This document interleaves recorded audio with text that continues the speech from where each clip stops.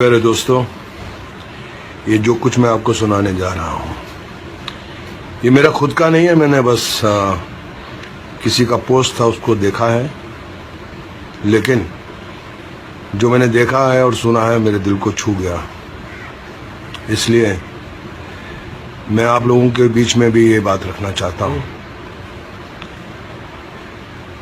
एक इंसान सारी जिंदगी मेहनत करता है, खुद की जिंदगी जीता नहीं है, बस पैसा पैसा पैसा कमाता है, जोड़ता है, कहता है कि परिवार के लिए जोड़ रहा हूँ, अपने बुढ़ापे के लिए जोड़ रहा हूँ, दुख के वक्त के लिए जोड़ रहा हूँ, काम करता रहा, पैसा जोड़ता रहा, करोड़पति अरबपति बन गया। लेकिन एक दिन अचानक जब वो सो रहा था, किसी ने उसका कंबल उठाया और उसने अपनी आंख खोली तो देखा कि सामने यमराज खड़ा है।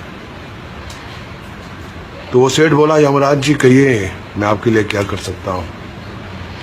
यमराज जी उसको बोले कि भैया मैं तो तुमको लेने आया हूँ, तुम्हारा वक्त खत्म हो गया है। तो अचानक बिस्तर से उछल कर बैठ गया। बोले क्या बोले आप? बोले मैं आपको लेने आया हूँ, आपका वक्त खत्म हो गया है, आपको अब इस दुनिया से जाना है, आपका अंतिम समय आ गया है। तो सेठ घबरा गया। बोले कि यमराज जी मेरे पास बहुत धन है, बहुत दौलत है, करोड़ों रुपया है, मैं आपको 10 करोड़ रुपया देता हूँ, मुझे एक दिन और जीने का वक्त चाहिए। यमराज ने बोला कि नहीं, आप अपना समय खराब कर रहे हैं, चलिए आपका जाने का वक्त हो गया है। वो सेठ बोला कि मैं आपको 20 करोड़ देता हूँ, मुझे शाम तक जीने का वक्त दे दो। उसने बोला क्यों अपना वक्त खराब कर रहे हो भैया, वक्त आ गया तुम्हारा।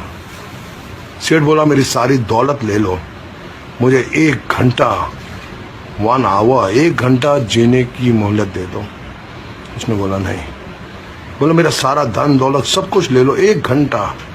बोले नहीं, तुम्हारा वक्त आ गया है, तुम मेरा भी टाइम वेस्ट कर रहे हो, चलो तुम्हें जाना है। सेठ की आंखें गीली होगी।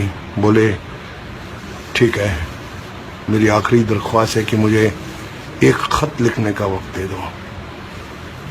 यमराज थोड़ा इमोशनल हो गया और बोला ठीक है, जल्दी लिखो और चलो मेरे साथ। सेठ ने खत में लिखा, हे मेरे प्यारे दोस्तों, हम सारी जिंदगी धन दौलत की मारामारी में लगे रहते हैं, अच्छा वक्त जीते नहीं हैं, भूल जाते हैं कि हमें अपना कुछ वक्त परिवार को देना है, बहनों को देना है, दोस्तों को देना है, भाइयों को देना है।